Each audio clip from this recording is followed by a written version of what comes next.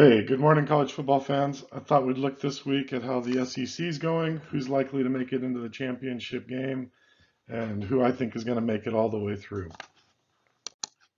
So when we look at the SEC, we see that the SEC is broken into two divisions, an East and a West division. They play it out in terms of the team with the best conference record in the East plays the team with the best conference record in the West. They get to this by each team plays 8 conference games, 6 within their division and 2 in the opposing division. And from that, they come up with a best conference record. Currently, it's Georgia and Tennessee leading the East, with Ole Miss, Alabama, and LSU in contention in the West. As I look at this, I've automatically thrown Mississippi State out, even though you can see that they are ranked. I just don't think anyone's going to get through this with I don't see us getting in a 5-way tie with a 2-loss situation. So let's dig in a little bit deeper. All right, looking at the East, you've really got just Georgia and Tennessee. They're both highly ranked in the AP poll at number 1 and number 3. And the good news is they've got a head-to-head competition coming up here on November 5th. So really looking forward to that. I really think that whoever wins that head-to-head competition is going to come out of this thing as the eventual champion. But I do make a couple of just observations, if you will. If I just take it in terms of, ranked opponents, things like that, at this stage in the schedule, Tennessee's got a slightly easier schedule, only playing Kentucky and Georgia for their 2 ranked teams that remain. And they're going to get a little bit of a break here following that win over Alabama against an FCS opponent. Don't get me started. You all know I hate those FCS opponents, right? But if I look at Georgia, you can see they've got this stretch that is just going to be really difficult, starting with Tennessee and then going to Mississippi State and then going to Kentucky.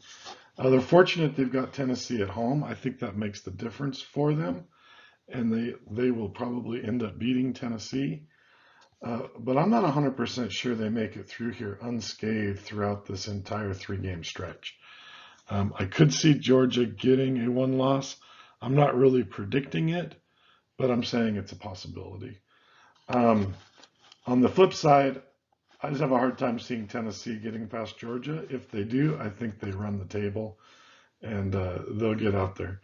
So my prediction, for what it's worth here, is that I think the head-to-head winner will represent the East.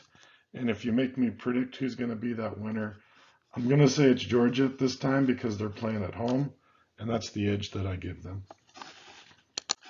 All right, looking in the West Division, it's really coming down to these 3 schools, Ole Miss, Alabama, LSU.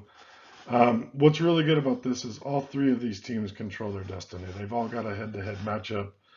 LSU and Alabama are a little bit behind in that they've both got losses to Tennessee right now. But it's nothing that, a 3-way tie and going through tiebreakers and things like that couldn't get through if LSU ran this table. And I give them a decent shot at it. They are going to play at home against both of these opponents, Ole Miss and Alabama. But quite honestly, I think both Alabama and Ole Miss will probably win those games. If I were to go there.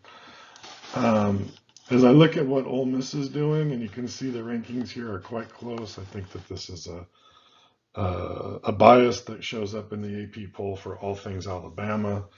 They've got the 1 loss. Ole Miss is currently undefeated. This is, if you look at my other broadcast, the one little nitpick I had with the AP was I wasn't really sure that a 1-loss Alabama should go in front of 2 other undefeated teams. And Ole Miss is one of those undefeated teams that they will go in front of. But I look at the schedule here that Ole Miss has, and I like the way it lines up. I mean, granted, Texas A&M has been up and down, so who knows what they'll see there. They'll have to be really careful here. And Arkansas has been the same, up and down, so who knows what they get to. But both those teams are extremely beatable. And so as long as they don't get caught looking too far ahead, I like the on again, off again, on again, off again. And this bye before they play Alabama at home, I think that's a big, big advantage to them. And I think Alabama could easily come into this and end up losing again like they did to Tennessee. It's I was really strong on Tennessee beating Alabama. I am not nearly that strong on Ole Miss beating Alabama.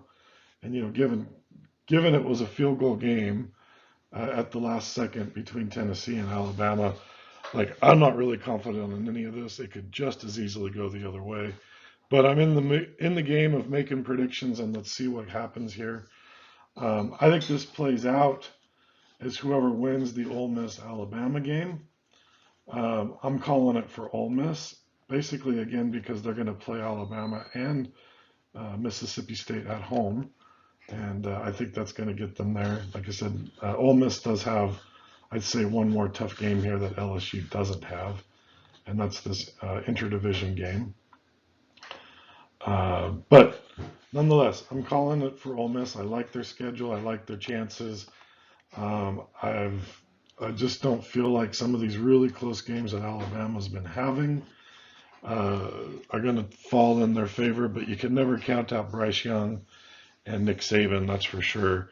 Um, so I'd say good luck to all of them. Okay, so looking at it then, that takes us into an SEC championship game. I'm saying the East will be represented by Georgia, the West will be represented by Ole Miss.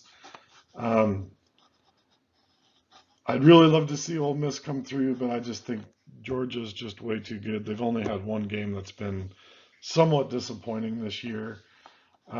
Georgia goes on into the CFP. I think they're likely national champions at that point. We'll see what Ohio State or Michigan do.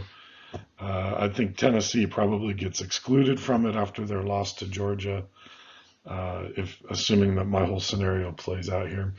Ole Miss, I think, likely enters this conference championship game ranked third or fourth, but unfortunately, after they lose, someone's going to come up and take it.